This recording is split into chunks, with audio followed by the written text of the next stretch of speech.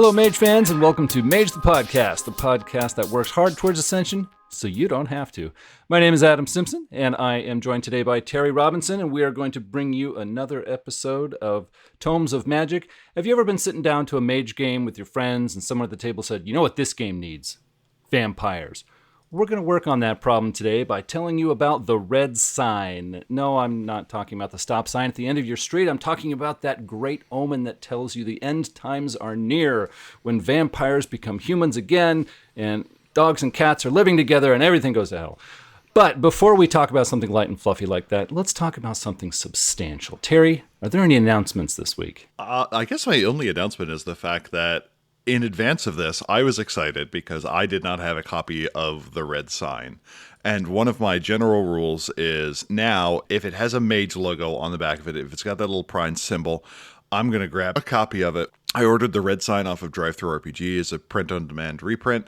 Along with it, I got a copy of, I think, Beast the Primordial's Player's Guide, Chubo's Magical Wish-Granting Engine, and a reprint of something else. And the day it arrived, it was left in the alleyway between my house and my neighbor's house. The package had been torn open and the red sign had been taken. And my first thought was, I think these vampire people are being a little bit dramatic to go to this length to portray that the red sign is not something that should fall into the hands of mortals. So, and like, I already have the PDF, so I'm not really being slowed down too much. But to whoever in the greater Philadelphia area broke into my alleyway and stole my copy of the red sign, I hope you find its portrayal of vampire and mage cooperation to be compelling, and I hope it works in your home game. And that's my announcement. Okay. Well, the red sign came out in 2003. It's 128 pages. It had 4 authors, Brian Campbell and Conrad Hubbard, who had written for Mage before this book came out, and also Jacob Klunder and Kerry Lewis. I think we're ready to get a basic walkthrough of this one. Terry, can you help us out? Sure. The introduction tells you about the red sign, and it tells of 3 people who are looking to reverse the Curse of Caine, which is kind of nutty, because that's kind of a big deal in the world of darkness. It specifically says that the story is not canon, which is interesting because it's like, these things that happened didn't actually happen in the wider world of darkness, but they happened in your game. I'm like, I thought that applied to literally everything that happened in everyone's game. It is centered around a character by the name of the Redeemed, who aspires to overcome the curse. And there is constant reminders that vampires are given immortality, but at a terrible price. The theme is hope. Not gonna lie, makes sense. The mood is conspiratorial, philosophical, and Lovecraftian. This game may be an investigation, it may challenge ideals, or it may be a game where the characters just deal with the outcome. And I like it because throughout the book, it'll be like, this could get philosophical. And Mage is just like, I just had an argument with the color purple in the High Umbra. Hold my beer. It also makes vague references to something has stopped this ritual from happening until now. Why is that? Not the Avatar Storm, obviously. And you're like, it's the Avatar Storm, isn't it? And it asks the question of what does it mean for someone to return from vampirehood? Which is interesting in a book where it's like, well, we're going to have you make up the answers to all of these questions. So all the questions are a little bit rhetorical because we will be answering them for ourselves. The real important part of the opening is on the author page where it lists the 4 authors plus vampire created by Mark Reinhagen. Is it has the Ankh immediately next to the Prime logo.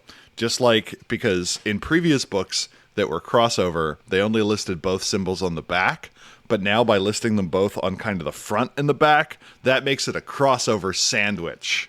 And unlike previous crossover books where like it would just be a mage section followed by a vampire section with like very little actual missing, this one is setting a higher bar. And that got me excited. What did you think about the introduction, Adam? I liked how they mentioned the Lovecraftian angle. I thought that was a lot of fun. It was basically an adventure about busting up a ritual, finding secret tomes of magic and cults hiding. And I thought it's like the role-playing game Call of Cthulhu, which has been popular for many years, just kind of like reached up and gave a high five to World of Darkness. So that was kind of fun to see. Also, in the introduction, they talk about how this is about the impossible made real, which was kind of cool for me. It kind of motivated me to get into the rest of the book. Yeah, when they say the impossible made real, I'm like, oh yeah, that is literally what happens all the time in Mage to everyone. Like, I like the thing where they like would gather around and talk about the cool things you could do. And like the mages are like, I can bend the very fiber of reality. And the vampires are like, I can be hit by a bus and things will be largely okay. And the mages are like, whoa. Chapter 1 is entitled An Undead Evil. And then in parens, it's like, vampires, we're talking about vampires. And we get a little bit of fiction involving Ambrogino Giovanni, which I liked because I think Ambrogino Giovanni is a fascinating character who inadvertently witnesses the birth of Hunter the Reckoning when he's like, oh, I don't have anything to do this afternoon. Think I'm going to look past the shroud and see what the dead are up to. And then somehow he sees the area of Enoch where the Laru are being unearthed after the bombing of Stygia or something like that. And you're like, oh, okay, that seems awfully convenient. It starts out telling you that being a vampire is a curse, except for the part where, like, you never die and are kind of sexy, seemingly, and you have a whole bunch of superpowers, and you have this gas tank of human blood that you need to deal with. And it talks about how Salat, one of the antediluvians, was trying to find a way to defeat the curse. He may have returned with Golconda, which to me is like the opposite of mortality. When someone says they're at balance with their beast, that's not necessarily a good thing. That's like somebody saying, so I have this 250-pound slobbering dog that wants to kill everyone. He and I have come to an agreement. I don't want to know what that agreement is. It's like someone being like, I was unbalanced, and then I stepped through the calls, and now I'm at peace with my avatar. That's not a good thing. So one of the things they repeatedly do in the book is talk about, like, Golconda, 2 thumbs up. But one of the things in Vampire and Revised that occurs is, any vampire that claims they're at peace with anything, you should probably run screaming. I am personally of that camp, but that is the choice of your storyteller. It mentions the drives of the various participants. It could be mere curiosity. It could be somebody who wants to be returned to being immortal. It could be that you want to use it as a weapon against other people, or it could be that you're bored. I'm glad that was specifically spelled out. Throughout time, people have tried to find a way to manipulate vampirism directly, and then no one had succeeded until Tremere in the 11th century. Tremere, the Hermetic mage, who was out there doing Curdomane all up in other Hermetics' faces, was trying to figure out a way to stave off their loss of power. Tremere, from what I understand, also is the Latin verb for to tremble, which is where the name come from, because he was so afraid of dying or something like that. Figured out this potion to consume to become a vampire, and he's like, well, I can't die now. Can't do true magic. Can't die either. Trying to figure out ways to reverse the curse then became a constant background project of the Tremere for the next 9 centuries, I guess. We find the idea of what the different factions would think about a ritual to undo vampirism. It says the Camarilla, or the Camarilla, a group of vampires that believes that you should maintain your humanity and move unseen among mortals. They are against it, that undoing it would be considered a heresy, that it violates the masquerade, and it could be used as a weapon. Which I guess kind of makes sense, that you're like, ha, you're not a vampire now. Take that.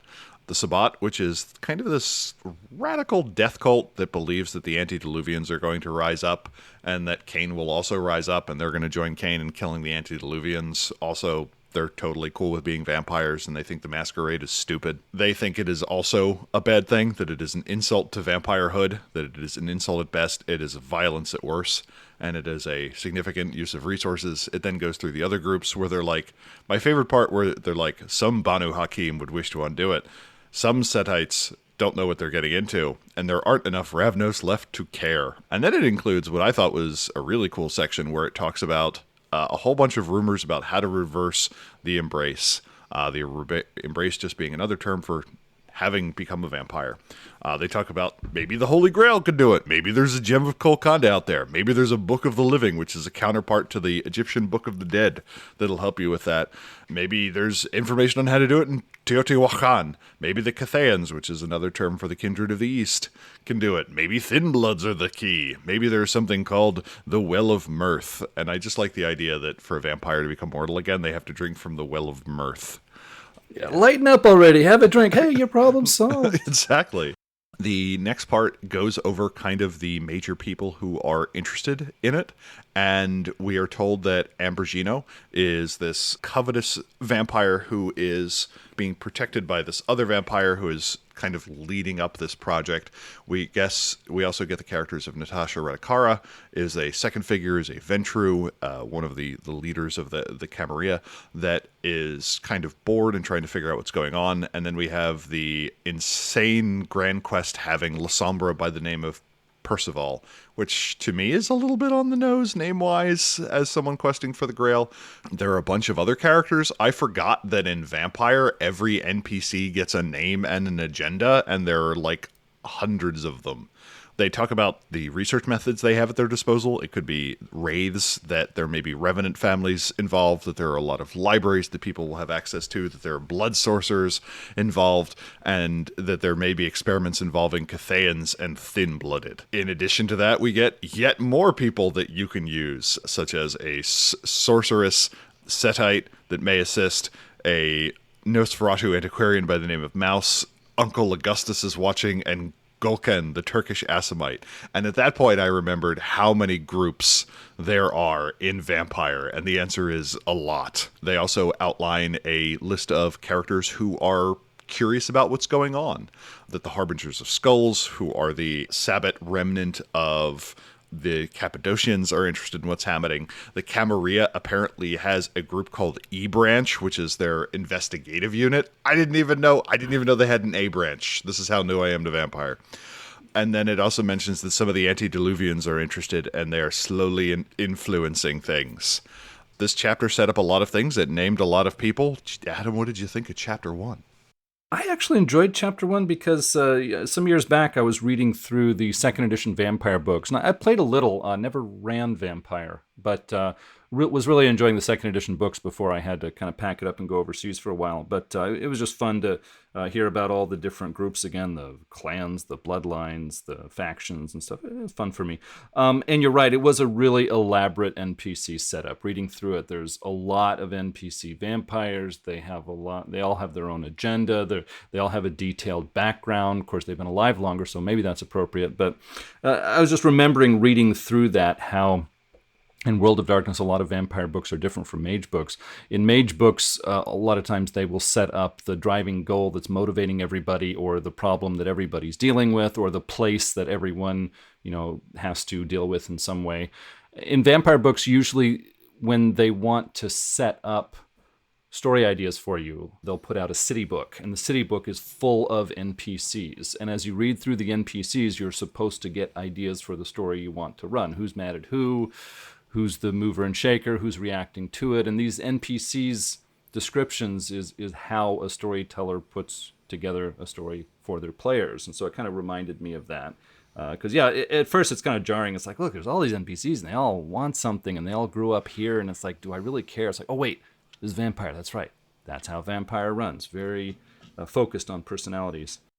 Reading through this chapter, it was very interesting for me to read about how the real-world historical event, the Cold War after World War II, was in many ways pivotal for vampires, in that before this time, a lot of the vampires would put their vile influence over national leaders and large organizations and things like that, and pull the strings and get the benefit of that. But after the Cold War started, there was a lot more surveillance, there was a lot more spies watching government leaders and government events and stuff like that. And so the vampires realized, hey, there's a lot more eyes on us now. We need to back off. We can control things at maybe a county or a city level. That's manageable. But when it comes to the heads of nations, we need to sort of take a step back, because there's just too many people watching us. Too much could go wrong. So that kind of made sense for me I always thought, reading the early mage books, that mages would look at the leaders of nations or continents or regions, and vampires would look at the mayor and the city council. And so that was for me an explanation of how vampires and mages weren't constantly riling each other up. Chapter 2 is entitled The Will and the Way, and in parentheses it's like, mages, we're talking about mages. And I'm like, yeah, I figured that out, but thank you. And I was worried because Adam and I have talked about how crossover books usually are a strong disservice to one of the groups. But I forgot one of the amazing parts about crossover books is no one can stop anyone really from just writing things. And up until now, Adam and I have talked about the history of the Technocracy. We've talked about the Order of Reason, how they were reformed twice during the Victorian era under Albert and then Victoria. But one thing we have not talked about extensively is what the Technocracy was up to during the Cold War. And boy howdy, is this book like, does this matter? No. But do we have word count? Yes.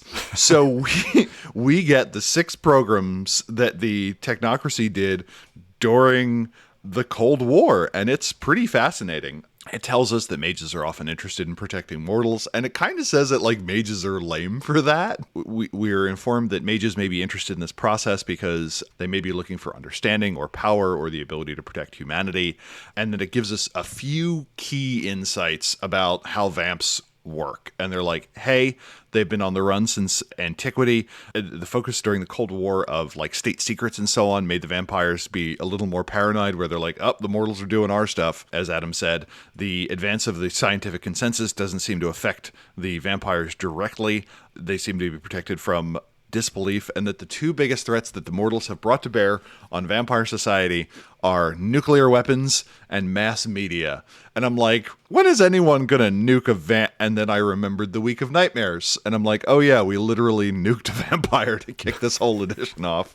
Maybe bite your tongue, Terry Robinson. And then it goes into the details of Cold War investigation.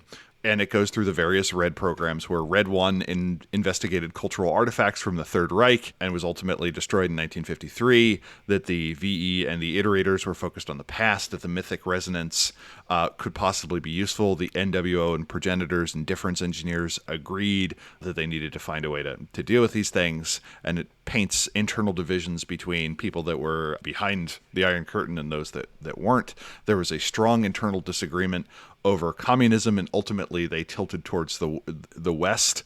I would have loved more information in Mage about like the anti-commie technocracy teaming up with the traditions or what have you during the Cold War to fight Soviet super mages or something like that. Red 2 is an attempt to end communist spy networks, and it just kind of goes through what these different Red initiatives did. My favorite being Red 4, which was an attempt to seize control after the Neo-Pagan Revolution, but it was stymied by U.S. getting bogged down in Vietnam and the fuel crisis.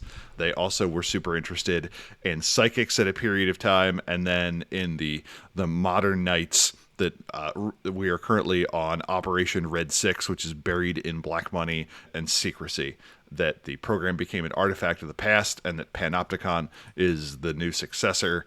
And then it goes over what they refer to as the five key characters that have opinions on what's going to happen. We get Gary Mandel of the New World Order, who is very good at killing deviants.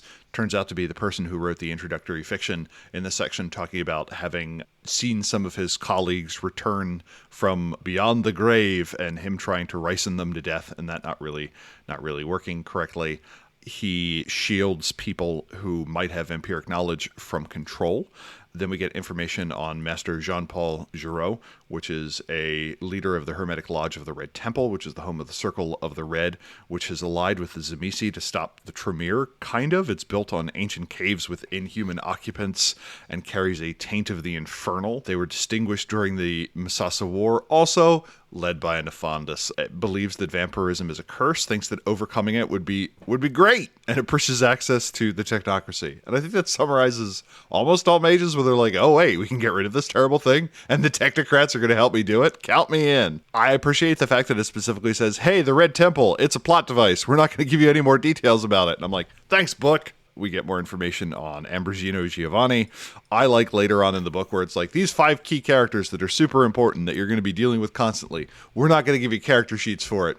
Why? Because they're too important to have character sheets. The character sheet for Ambrosino Giovanni is available in this other book. We also get information on Pierre de Calais, who is part of a group that is mentioned in one of the Sorcerer books, where it's like, hey, this is House Libon that has been hidden from vampires for a couple of centuries, believes that Tremere could be redeemed, but is trying to keep him and his little group of people hidden, which I certainly appreciate. And then finally we get Dr. Emma Todd, who is a Verbena priestess and doctor, and discovered vampires through this weird blood disease and finding people who had been completely exsanguinated. I like how magey Emma Dodd is, where it's like, well, if this is a disease, it could be reversed. And I'm like, that's actually some pretty flawless reasoning, if that's the way you view things. She's still feared and hated by vampires, which makes sense, because she basically created a disease that could, like, be transmitted through human blood to vampires. And if there's anything we've learned about the world of darkness, it's that other supernatural groups get really annoyed when mages start muddling around with things like that. Like in the Dream Speaker book, where it's like, werewolves used to think humans were cattle, and then we proved to them that we weren't, and now they hate us. And I'm like, that seems like something that would make them hate us. We then have a section which outlines the conspiracies. And this is pretty interesting. And it mentions, hey, we're going to give you a lot of options here. Some of them are going to be allies. Some of them are going to be foils. This is what the Technocracy is up to. This is what Giraud is doing. This is what Pierre is planning on doing. This is how the blood curse can be viewed. And then it goes through a whole bunch of other groups. And it's like, here's what the Templars could be up to. And then it's like, here's what the NWO thinks. Here's what the Iterators think.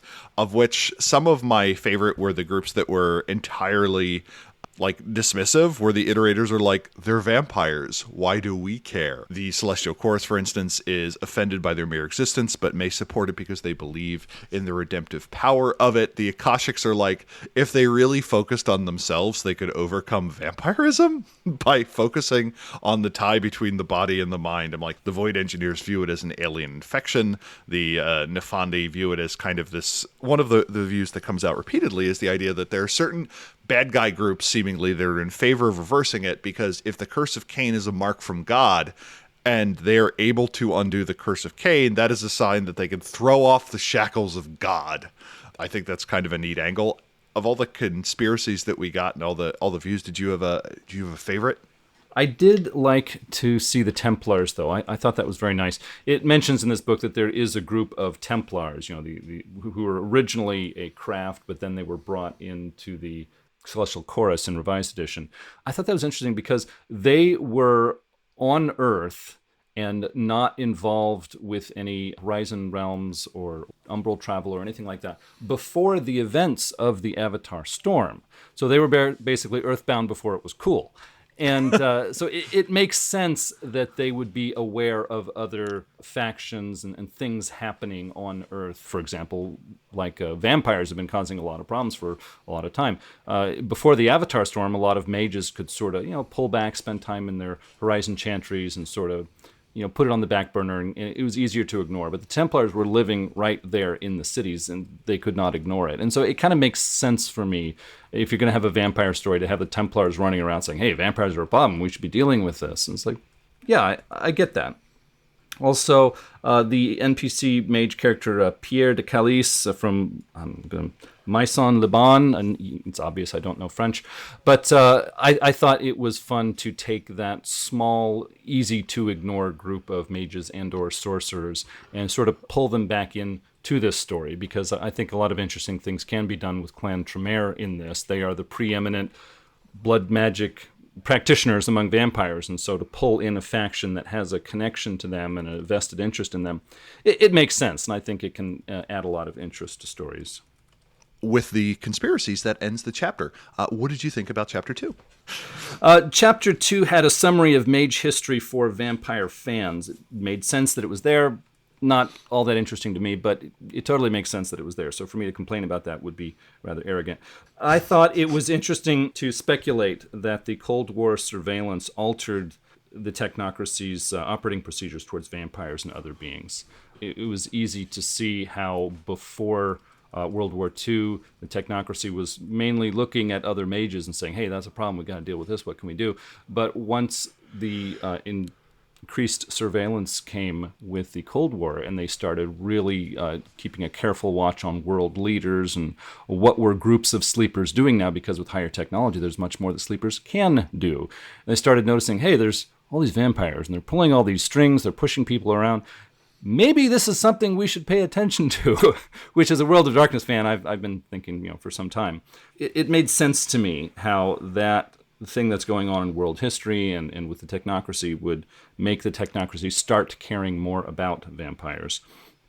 Also, the technocracy initiatives, Red 1 through Red 6, I thought that was really cool because even though it gave specific details about Red 1 was doing this while Red 5 was doing the other thing, still the overall idea was that the technocracy put together these different red groups, and it made it look like they were spying on world leaders and other spies, etc., and really getting involved with the Cold War, when actually what they were doing was spying on other mages, on vampires, were-creatures, etc. And it's like, okay, this I think is pretty darn cool. This kind of a magey way of looking at world events and what the technocracy is doing there. So that was fun for me. I think I would be tempted to use that in some future game where it came up.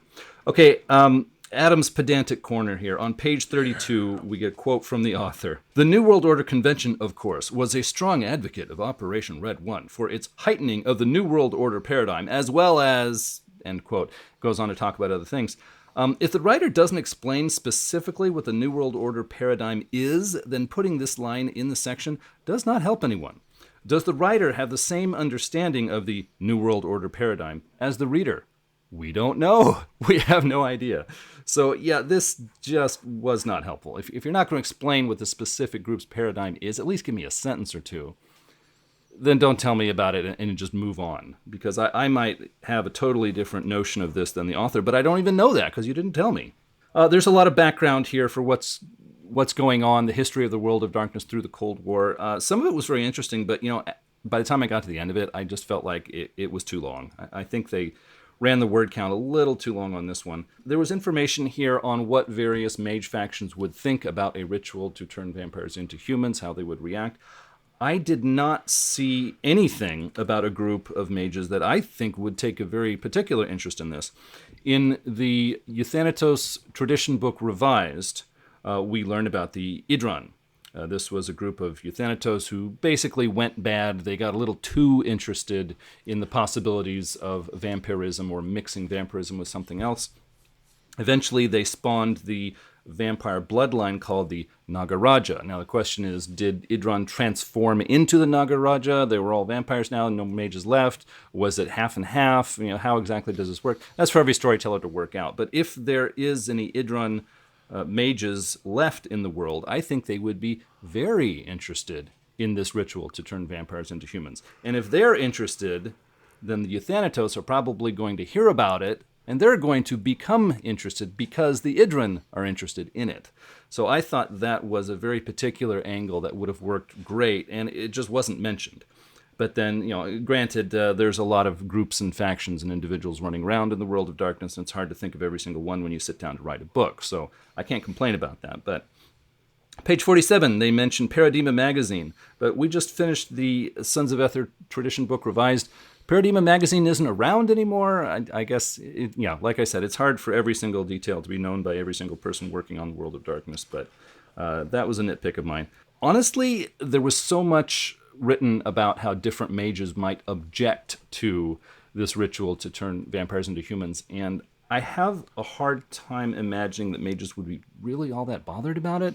My impression is that if a group of tradition mages or craft mages heard about this ritual, their first reaction would be, yeah, that's just talk. That's just rumor. That would be a really, really hard thing to do. If anybody says they can do that, I want proof, because I don't think it can be done. And if it can be done, if they are really going to do it, then you're telling me less vampires in the world? Hey, that sounds good to me. You go right on ahead. So, yeah, it's just kind of hard for me thinking about, say, the Order of Hermes or the Celestial Chorus getting all worked up about it. It's like, hey, less vampires. Go for it, dude.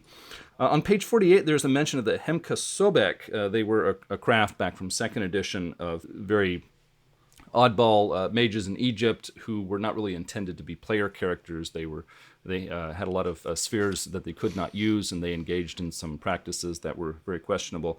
It mentions that the Hemka-Sobek were wiped out by a vampire.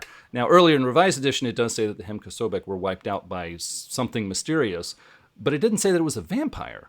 And on page 48, when they tell us this, they just say it was a vampire, and then they move on. It's like, well, which vampire? Why? And how does anyone know this? I mean, this is really interesting. Can you give me a little more on this? Because that was like teasing me.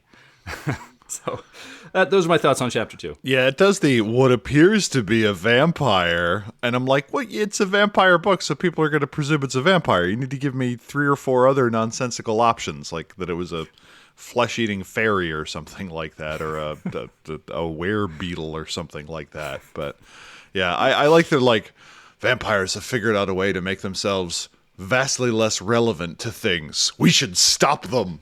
Chapter 3 is entitled Rituals and Schemes. Goes over in great detail the redemption ritual. And the idea here is they say, we're not going to tell you what it is, but we're going to give you a toolbox so you can figure out what it is. And at first I'm like, okay, so you're giving me like the IKEA bookshelf of story, but like it goes into pretty deep detail with what it could be. It first outlines some potential theories, and I like these just because anytime you need a MacGuffin for something that is big and powerful, or a piece of lore that says, well, maybe investigate in this direction, lists like this are useful, where they talk about the myth of the Crimson Pool, where if you drink from it, you become human for a couple of nights. They talk about Golconda again, where it's a state of peace, that it may just be the first step on a longer journey, that it's called, the first step is called the Suspire, and you get to roll once, and if you don't succeed at the roll, Gary Gygax will find you and not let you continue to play the game, or something like that. I don't know why a game would do that.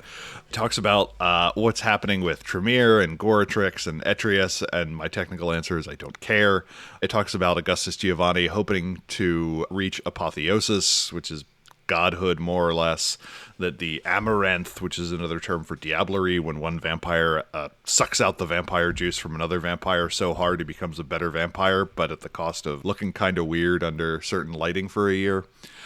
Little bits of the soul travels this way, and oh my goodness, they use the word soul a lot, and I'm like, that doesn't really exist in our game.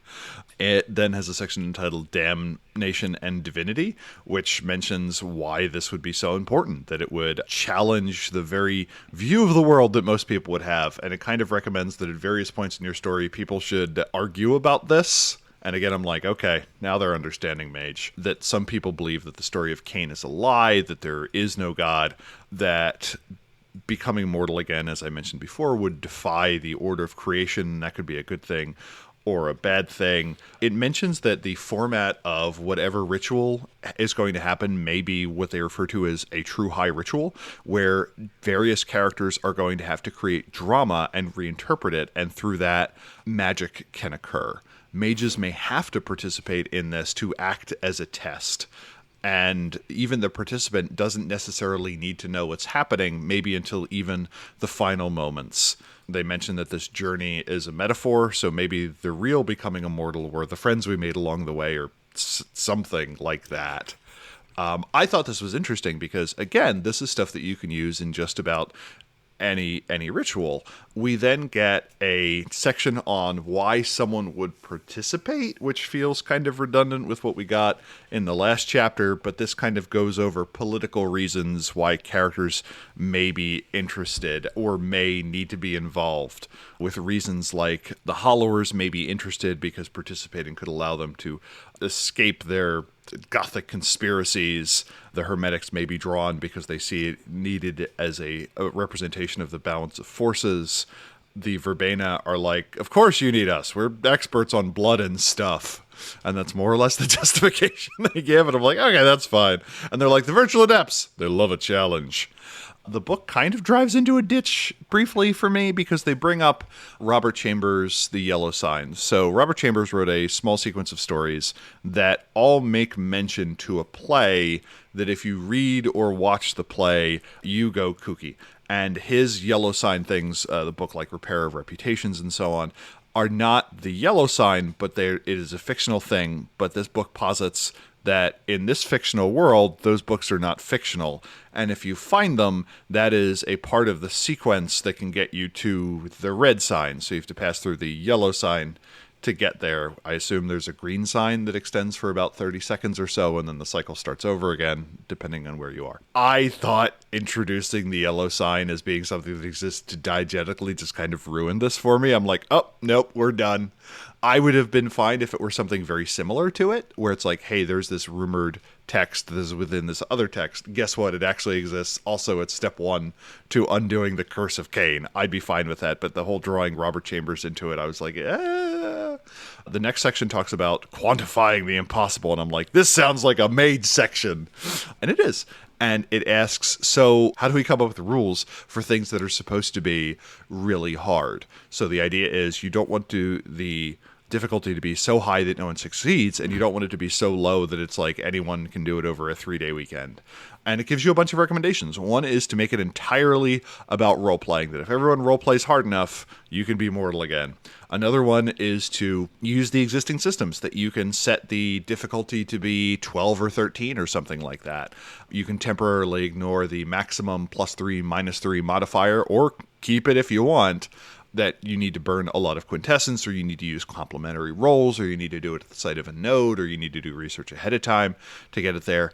You can also do a mix of the two, that you can say, as major story events occur, if the characters do well at them, that will influence the success of the ultimate roll, which kind of reminds me of the humanity roll in the game Promethean the Created, where you can turn into a mortal at the end. There's a big old dice roll you have to do, but how you've acted along your journey to mortality is going to affect how well that works. They also mentioned that they're like, hey, we've mentioned that Gehenna is about to happen. Maybe that changes the difficulty. I'm like, okay, yeah, that makes sense. It may require hidden knowledge, such as a true name or a bit of secret lore. And then it introduces tomes.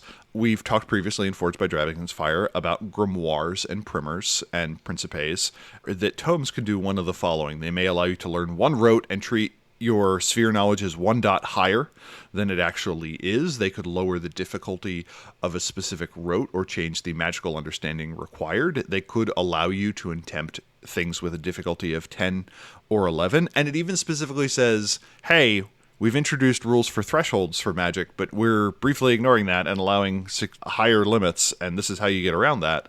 And it brings up the diegetic idea that a roll of difficulty 11 may represent impossible knowledge, things that our mortals are not meant to know. They are always vulgar, and that a tome may be required because the human mind cannot contain the reality-breaking bits of it, that even attempting it could result in permanent paradox, and that tomes may be required as kind of a storage vessel for really bad things. They are wonders, and as wonders, they contained a bit of awakened magic to them, so you can't take a tome and go photocopy it. It brings that up a couple of times. It then goes through examples, and it suggests that there is this 3-book sequence that you need to find all 3 parts to eventually do the Ritual of Plot Device +3. One of the books allows you to bring people back from the dead. The second one allows you to change reality kind of through this type of useful madness, that you can change the very laws of reality to allow you to do something that was previously impossible. And then the final stage of that is going to be the Ritual of the Red Sign. I like that it lists editions for these, like the Ritual of the Red Sign Sussex edition.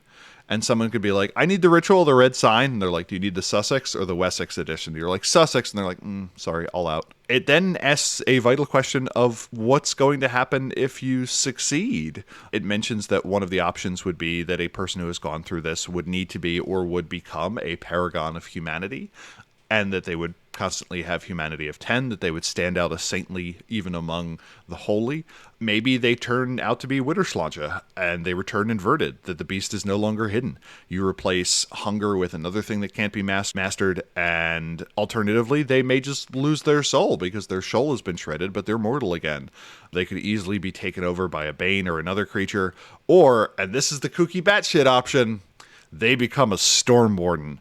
The idea being that they have a hole in their soul, and maybe that gets filled by one of the shards in the Avatar Storm. The idea being when you become a vampire, your avatar gets shredded and is gone, and for this ritual to work, you need a bit of free avatar that you can jam in, and normally those are not available, but hey, Avatar Storm. It goes into what the actors in this drama are going to be up to, and it introduces a bunch more characters.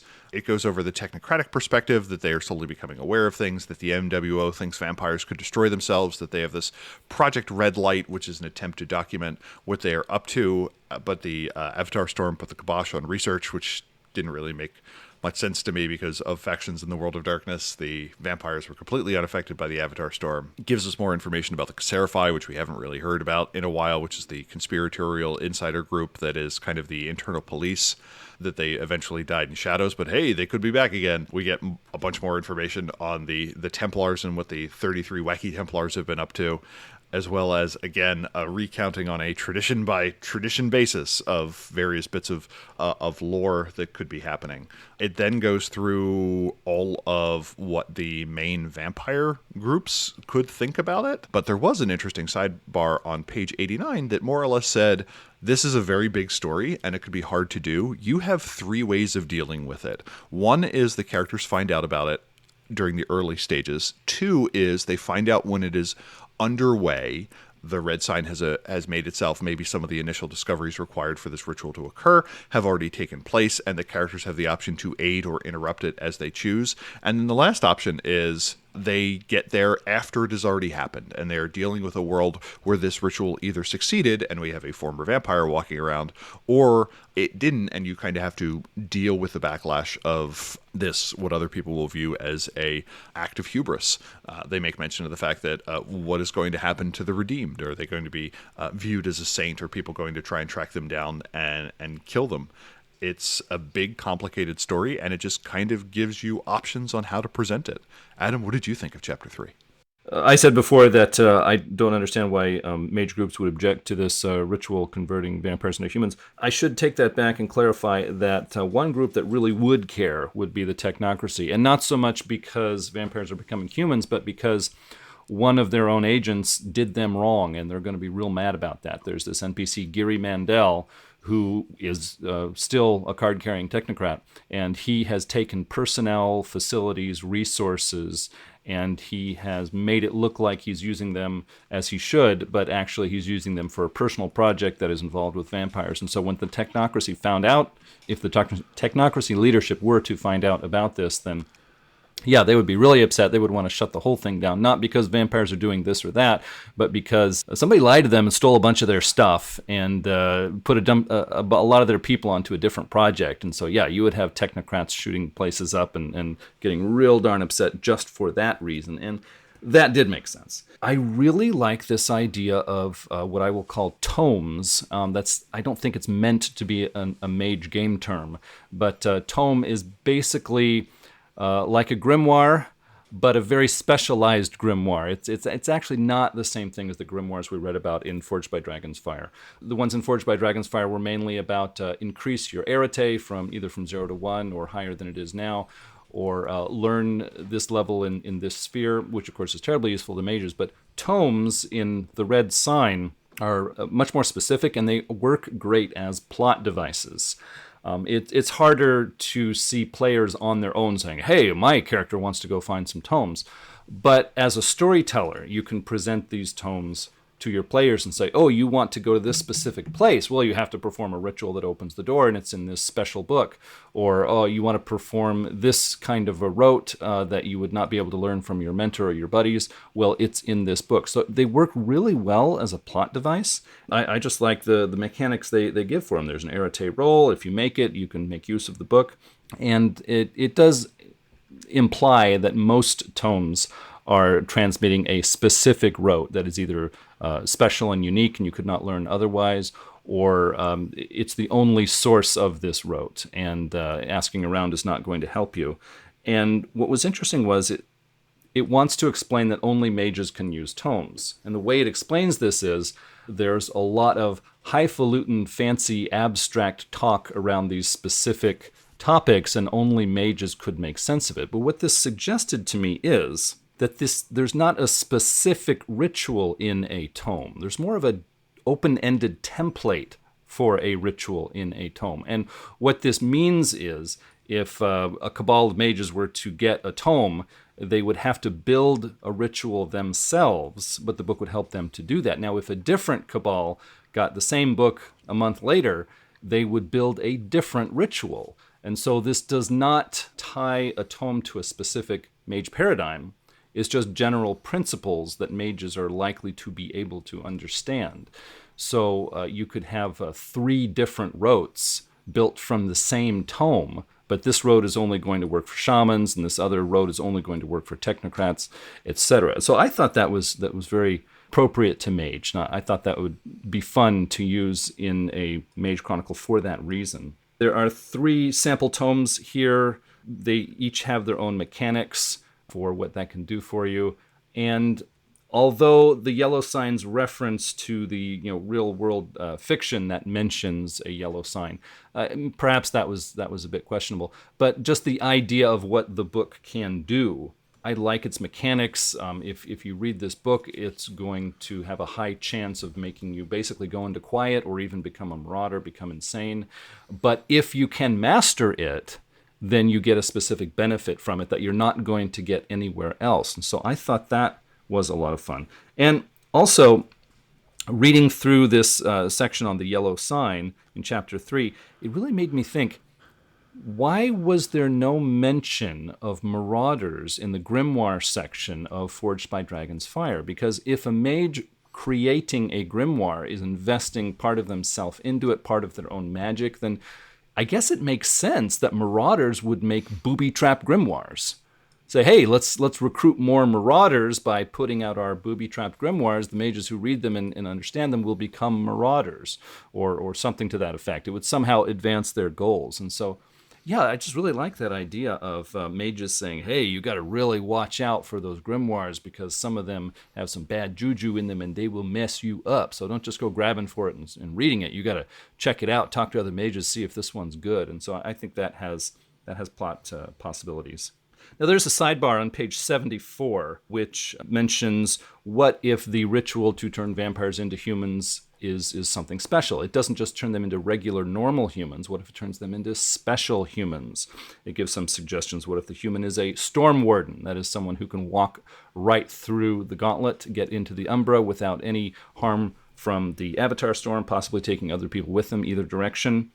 What if they become a true world walker? And what I mean by that is someone who can not just go to the middle Umbra or the high Umbra, but right into the low Umbra. That has always been difficult for mages, even before the Avatar storm. What if they were some kind of a special summoner, that the special ritual, the red sign, made them so that they can not only walk into the low Umbra, but they can set out a call, a whole bunch of wraiths will come to them and do what they tell them to do. Now, the subject of the ritual of the red sign is going to be some very special, powerful individual. And now, all of a sudden, this whole thing is making a lot of sense for why would mages care about the ritual of the red sign? Well, here's why. So you don't just get a regular human who says, thanks, I'll go back to my day job now. At the end of this ritual, you get this special, unique, supernatural entity that can change the balance of power in the world of darkness. And so, yeah, that sidebar really spiced up chapter 3 for me. I thought it was nice to get story hooks for each of the mage factions. Some of them were not as interesting as they could be, but some of them were rather interesting. So it was nice to sprinkle those through the chapter. I think that's a real bonus for storytellers. And I've got to say, some people are just never happy. I'm going to have to say I'm one of those. Because in past revised edition mage books, there were sidebars that had this special cool-looking background behind the text that made the text really hard to read. And so the people working on the red sign said, hey, that's terrible. We're doing wrong by our readers. So let's make the backgrounds for the sidebars really, really light so the text is really easy to read. Well, they were so light that I had trouble identifying the sidebars in this book. I would be reading through something. I'm like, oh, wait, I'm in a sidebar. I had to basically hold the book up to the light, tilt the page at just the right angle, look in the lower right corner, and I could see just the faint ghostly outlines of a box around the text. And then I could follow that with my eye carefully up the page. Okay, This one's a sidebar. All right, cool. So that was tough for me. Here I was complaining about the dark backgrounds to sidebars. They lightened it up, and I'm still not happy. I'm sorry, White Wolf. Some of us are just never happy. Wait till we get to M20. Those sidebars are going to blow your mind. 7 pages of white on purple text. Okay, well, that wraps up my thoughts on Chapter 3. Chapter 4 is entitled Conspirators. There are a lot. It's like, this is enough for 4 or 5 chronicles. And I'm like, well, they give us 10 vampires. That suggests that you have 2 vampires per chronicle. Maybe not. Maybe not for 2 chronicles, though. So Terry coming hitting hard with the math and so on. The vampires presented in many cases are quite powerful. And this is the part where I remembered that one of the annoying things about vampire is when someone's like, you're a master of the path of awkward pavement blocks. And you're like, I don't actually remember what that path does. In Mage, we only have 45 things we need to remember, like 5 levels of 9 spheres. And that pretty well is good. But here it'll be like, you have 3 dots in the path of the feral mind. And I'm like, I don't even know what that does. So just a warning there. So we get a bunch of vampires. So if you need vampires, they're here. I think my favorite was Themistocles, the conscientious traitor, mostly because Themistocles sounds like a Greek name that like a small child would make up all of a sudden when they're like, yeah, you know, that ancient philosopher, Themistocles. You're like, you just made that up. No, I didn't.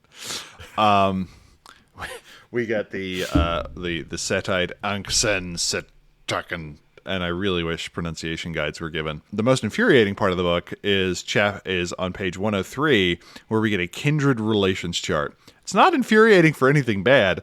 It's just the fact that it does the Cartesian product, where it's like, well, here are 9 characters, and here are what they think about each of the 8 other characters. And it kind of reads like a Zodiac, where it'll be like, Rudder, Ambrogino, use then discard. Themistocles, Natasha, consumed by ambition. And you're like, what is even happening? And again, it's just a reminder that, like, strangely, vampires care about each other's feelings seemingly much more than mages do.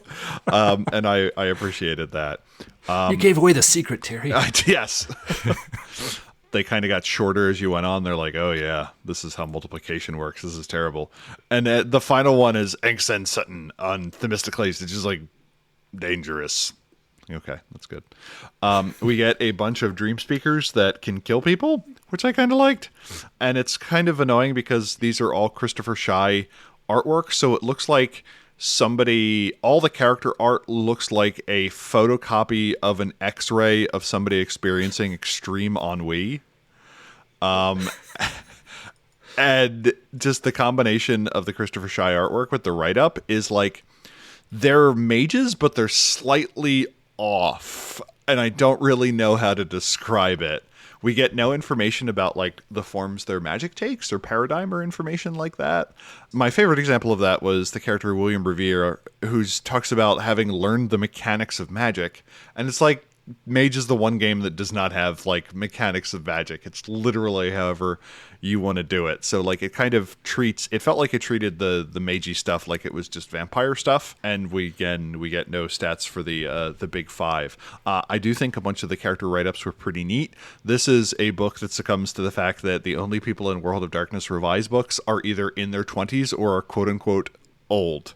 So, like, the entire decade of the 30s and 40s are completely ignored, seemingly. I take that as a personal affront. Adam, did you have a favorite character? I guess I didn't have a favorite character in here, but I did have one disappointment, and that is they have a sidebar towards the end where they say, hey, we're not going to give you character stats on the big guns, the big wheels, the important characters.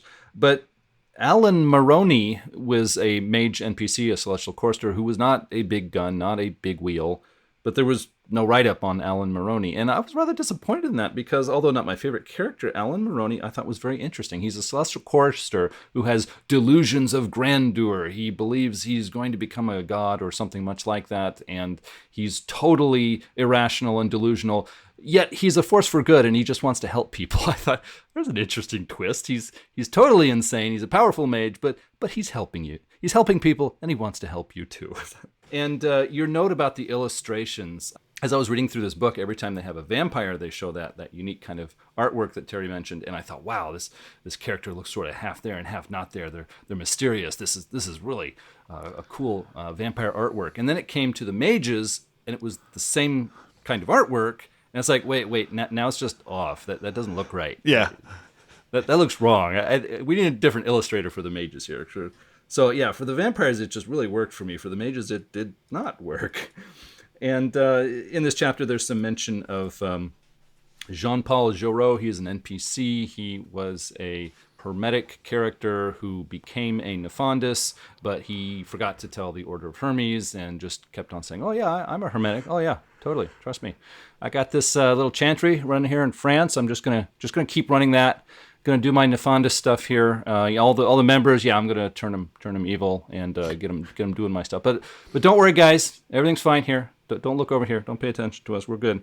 So it raises the question: how likely is it that a tradition chantry can go sour but keep it hidden? And that's a question that I cannot give a definitive answer to. It depends on several things, really. How often do chantries get visitors and send their members out to socialize with other mages? I mean, in the early editions of Mage, it kind of assumed that happened a lot, but in Revised Edition, it sort of assumes that it does not happen very much at all. And so maybe that could work. Maybe they just email in once a month and say, hey, everything's fine here. We got some new members. Everything's cool. Don't worry about us. And the rest of the Order of Hermes says, yeah, fine, whatever. We're busy putting out our own fires. Also, one thing that occurred to me was a lot of chantries are connected to a node, and nodes are supposed to have resonance. And it occurred to me that certain resonances would make it very easy to disguise a chantry. If there was some resonance that had to do with quiet or forgetfulness, or possibly is deceit a resonance? I don't know. Discuss that among yourselves. But there's probably certain resonances that could make it possible for a chantry to go Marauder or go Nefandi and keep it hidden rather well. So that was something I was thinking about while reading through Chapter 4. And I was all ready to give this firm answer. Yes, that could happen. No, it couldn't happen. And I realized, well, it depends. Yeah. Like a lot of things in Mage. Yeah. So those are my thoughts on Chapter 4. Chapter 5 is entitled Storytelling, and gives you some advice on telling the story. And not only is it on how to tell this story, but kind of stories in general.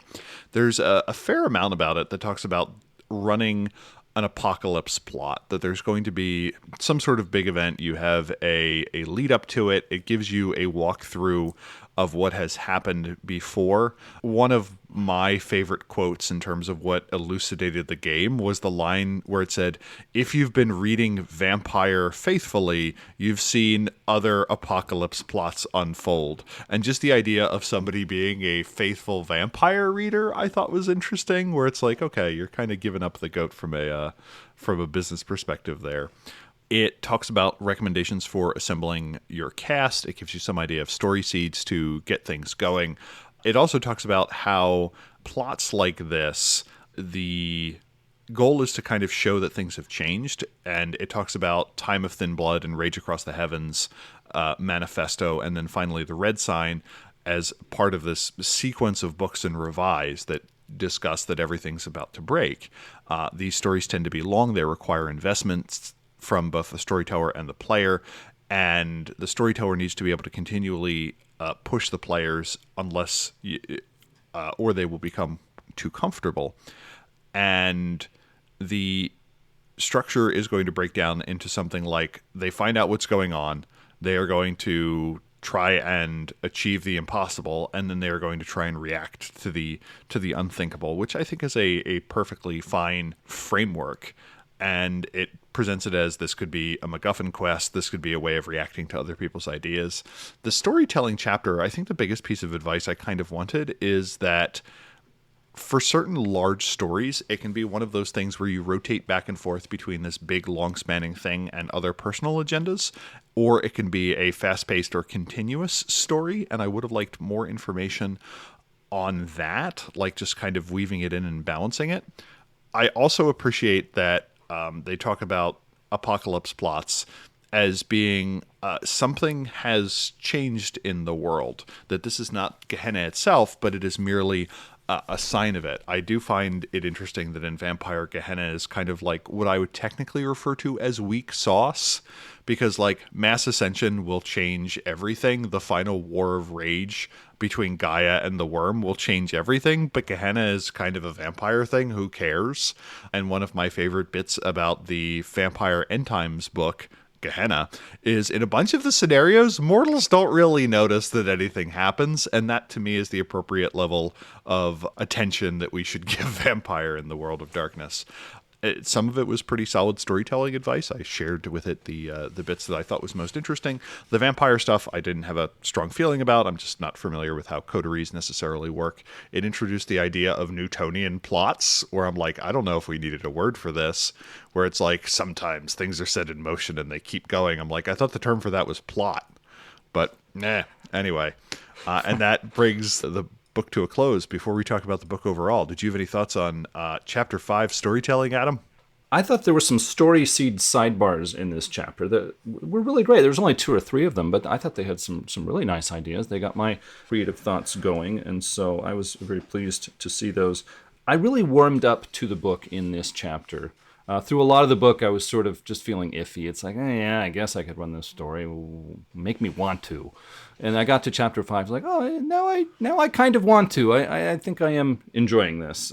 There are some helpful suggestions, and it kind of puts the pieces together for me in a way that makes it appealing.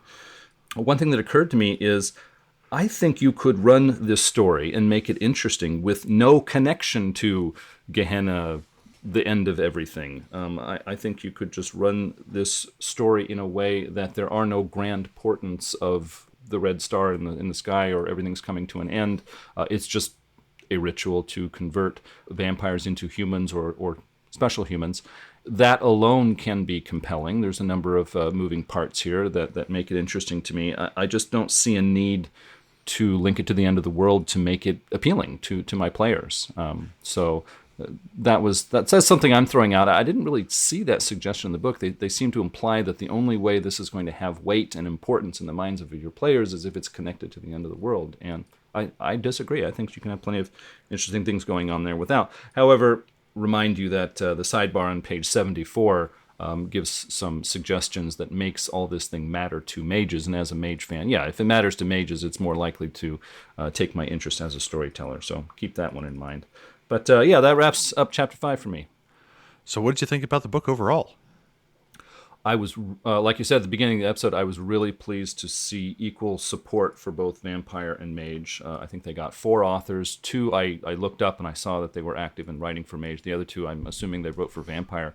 And I think they split things down the middle quite well. It's like, look, we want this book to really factor in what's going on in Vampire and Mage. We want this to appeal to both groups of fans, and we want to give some background for the Vampire fans who don't know Mage so well, and vice versa. And I think the book did a really good job of that. Of course, on the other end of the spectrum, you have Axis Mundi, where it's like, hey, let's write a book for Werewolf, and we'll put a sidebar on page 53 and say, oh, are you a Mage fan? Well, maybe you could do this. I don't know. Anyways, on with the Werewolf content.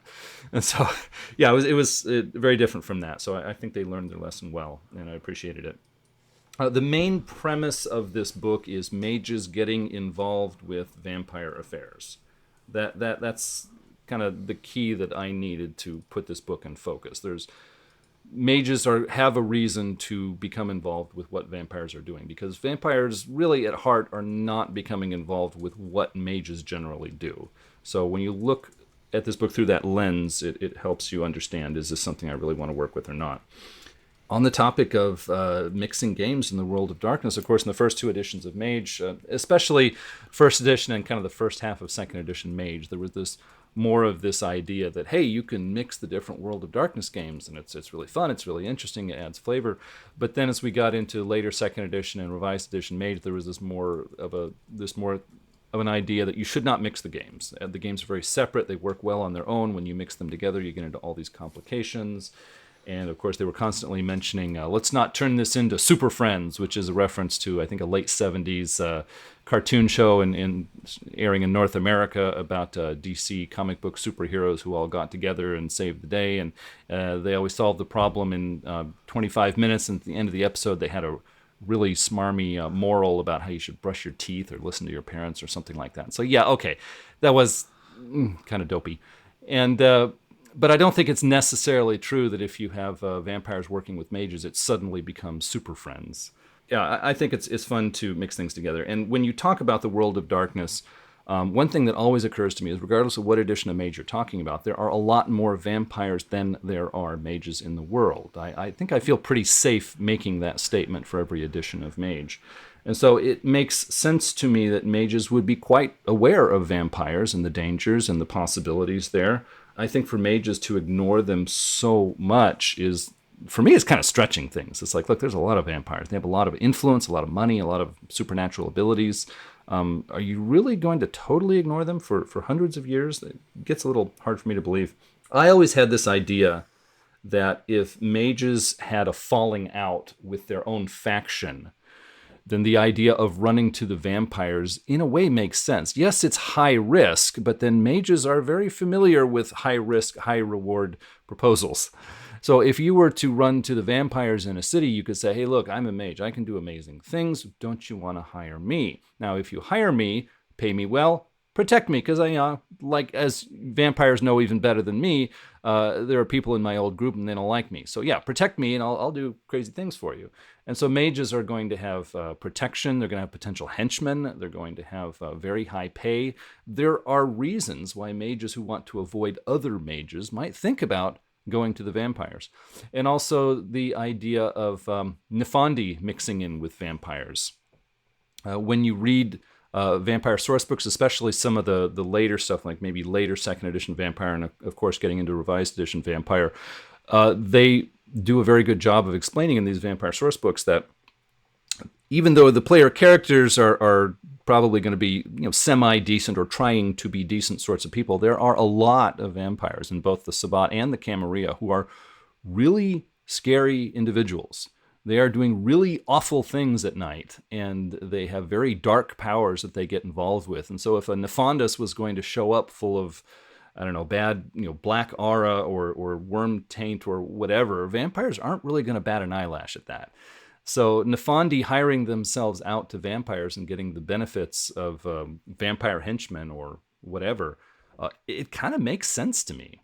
In fact, I would not have a problem in my chronicle of my mage players go after the Nefandus and discover that he's protected by vampires. Yeah, those are my thoughts on mixing vampire and mage. I think it's fun to see a book that helps us entertain those possibilities. So, Terry, what were your general thoughts?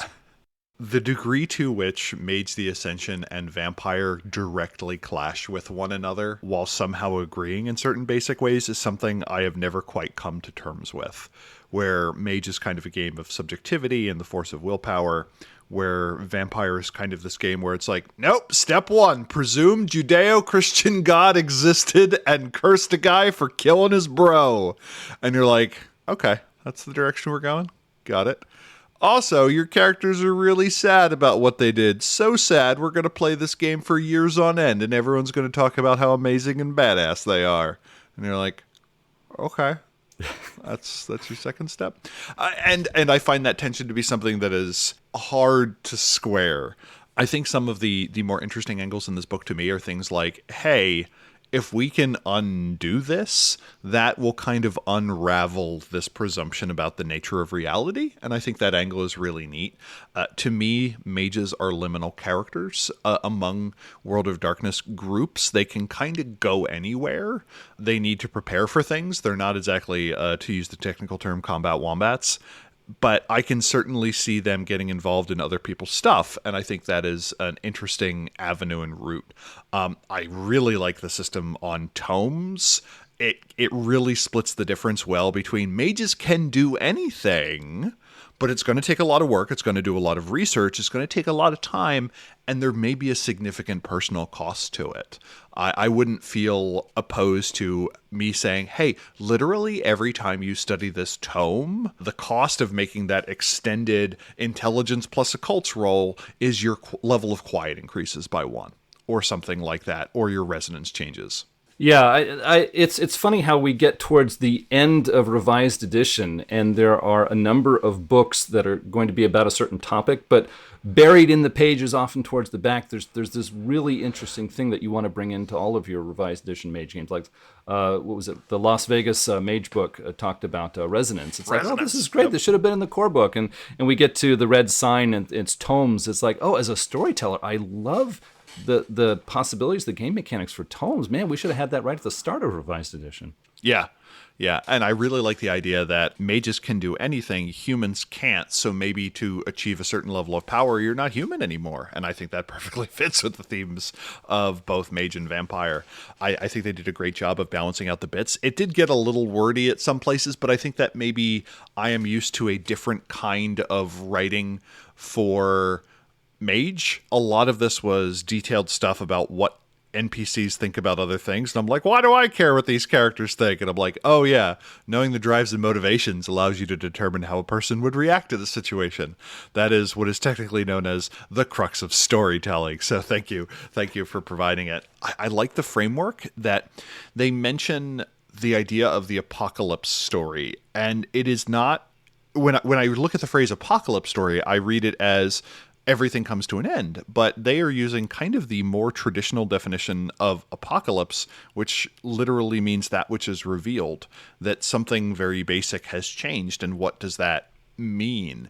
And they provide a lot of information on what different groups would think about it, and it allows you to put words in the mouths of your NPCs to talk back and forth. On the whole, I liked it. It did feel a little bit long. There's not a huge amount of art. The character write-ups each are about 750 words, which is an absolute decadent amount of character write-ups, especially compared to the M20 era. I really liked the Drew Tucker artwork. Christopher Shy at this point is someone where I'm like, okay, yeah, I know what a Christopher Shy piece looks like. But Vince Locke, who I liked, who did the art for both of the Celestial Chorus books, Michael Gaydos, and Drew Tucker, I think all did exceptional pieces. Again, Christopher Shy, talented and capable, just not, I'm done with it. But on the whole, this book was a pleasant surprise for me. It turned out to be better than what I had remembered. It is something I had flipped through, and I think I got bogged down in the section where I'm like, where they don't actually tell you what the ritual is, but they give you a toolbox for coming up with something. And that to me is a toolbox that is surprisingly transferable. If when we get to Ascension, you don't like any of the scenarios there, and you kind of want to do a modified version of that, this will do it. I do wish there were some sort of background or downtime system so you could depict the long periods of time where characters are researching or gathering materials or something like that, but you can piece something together with extended roles. Also, if you're looking for other ways of storytelling that time, dramatic scenes from Exalted Essence or some of the abstracted scene types in V5 all work. So on the whole, I'm pretty pleased. I had two quotes Nice. that I saw in this book that just jumped off the pages to me. I just had to include them. Normally this is not my thing, but I could not ignore these. Page 18, quote, "And this group just might succeed where others have failed because of one important fact. They have mages on their side," end quote. Listeners, you see, this proves what I've always thought. Mages make everything better. For your next birthday or bar mitzvah, invite mages. Also, page 126, this one. Is really funny. Quote, "Just like vampire characters and writers vicariously, Kindred have an unfortunate tendency of occasionally waxing poetic about how deeply they understand human society after they've survived the embrace," end quote. That had me laughing. It's like, yes, mage authors and vampire authors both. They are talking about monsters in a fictional world fighting each other, and then suddenly they get off on a jag about, you know what's wrong with society? It's this. It's like, oh, gee, thanks. Yeah, great. One of the things that jumped out at me was when they were talking about the motivations of each group and why they may be involved. The one for the Order of Hermes was tome. Did somebody mention a rare tome? Forbidden knowledge from centuries ago and the Hermetics don't know about it? Don't be ridiculous. Hermetic experts spend lifetimes meditating on things man was not meant to know, that which is in all caps. And if one is brave enough to ask, they may even be willing to instruct others. I just like the idea of a character yelling, "Did somebody say tome?" So not only that, but we got rules for it. So what are we reading next, Adam? Next up, we are reading Tradition Book Verbena Revised, and we will hear all about them. It will be somewhat interesting for me because the first Verbena Tradition book was up there in the early days of Mage as a whole, and so now that we're getting towards the end of Revised Edition, the verbena pop up again. It's like, wow, a number of years have gone by. I'd like to see what has changed, if anything. Yeah, and this is, I think, our first mage book involving Steve Kinson, who did... Yeah, Mutants. the author was not familiar to me. Yeah, who did Mutants and Masterminds and did a number of other things that I know in the RPG world, does a lot of stuff with Green Ronin, so I look forward to reading that. Thank you for listening to Mage the Podcast, the show that says that if you want to conduct a grand ritual, make sure that you agree who's going to talk first ahead of time and that you have appropriate stage manager. Otherwise, you're going to botch that, John. This episode has been made possible by our executive producers, who are, in roughly alphabetical order, Alex Gorton, Anders S., Andrew Edelstein, Andy, Berto, Boogers, Brendan Morrill, Bryce Perry, Chris Zack, Dan Svensson, Dennis Osborne, Entropy Prime, Freddie, Garga Lenoir, Guy Conan Stewart, Ian, Isabella Castillo, Jason Vines, Jay Suncern, Jenna F., John Horton, John Magnuson, Josh Golden, Josh H., Josh Heath, Leslie Weatherstone, Michael Creedle, Michael Parker, Nabero, Neil Patterson, Nikita Klaimanov, Ralph Scheinhammer, Richard Bat-Brewster, Ryan Hilton, Ryan Kendi, Samuel Tobin, Stephen Carton, William Connolly, and William Martin. And a special shout out to our 2 Oracle level supporters, Christopher Phillips, who is the Oracle of cardboard boxes that once opened, the flap doesn't quite tuck back in correctly, and Buck Farmer, the Oracle of really nice staple removers. If you would like to support our show, go to patreon.com/matesthepodcast or check the link in our show notes. Adam, where can people talk to us and where can they find out more? Well, if you have something to say to us, please contact us at magethepodcast@gmail.com with your questions, comments, or feedback. We love to hear those. You can subscribe to Mage the Podcast on iTunes, Google Play, TuneIn, and other aggregators. If you like the show, others might like it too. And if you leave a review for Mage the Podcast, it makes us more visible in their searches. And we would certainly appreciate it. You can follow us on Twitter at Mage the Podcast. We're also on the web at magethepodcast.com, where you can listen to all of our past episodes and see the order in which they aired. Also, we have complete show notes that we prepare for you, and we hope that you'll find something interesting there. Well, that's it for Terry and I. Thanks so much, everyone, for listening, and until next time, truth until paradox, baby. Remember that Mage the Ascension is the game where somebody says this is a curse laid down by God and no mortal force can undo it, to which mages as a collective unit say, hold my beer. Bye. I've never actually said Salat out loud, have I? No. Vampires are really slow at developing a lot of these things, so seemingly be the equivalent of if mages had worked for a 3-day weekend. When I think of vampire, mirth is not like the top thing that I think of, but like if all of these are canon mage characters as well, I think we now have like half of revised NPCs to ever be mentioned for mage exist in this book. It's a lot, and I was not used to it. Like, oh, mage is trying to protect portals. I don't know about you, but it doesn't require the awareness stat to me to find a human body that has freshly died and has been completely drained of blood to tap yourself on the nose and go, I don't think this was done by a mosquito. All the Nefandi are now obsessed with yo-yos. We can't let this stand. I don't know, or maybe we do. I don't know why. Periodically, when I was going through, I had the White Wolf wiki up, and I'm like, "Oh, is that? Oh, okay, that's good. Oh, wow, that sounds really bad. Oh, yeah, that's a lot." My one note I will draw, and I may even cut this from the final episode, is if you're curious about how much has changed between then and now, under the special thanks section, I will read it in its entirety. Thanks to Dracula. Thanks, Dracula. Thanks also to the Drunken Sluts of Origins 03, but not for what you think. Come on now, people. What? Okay. I guess you had to be there. Yeah, I guess you had to be there. And I'm like, Drunken Sluts is a term that I did not anticipate viewing in a mage book. I should probably check through my drive-through RPG library at some point to see if it pops up in anything else.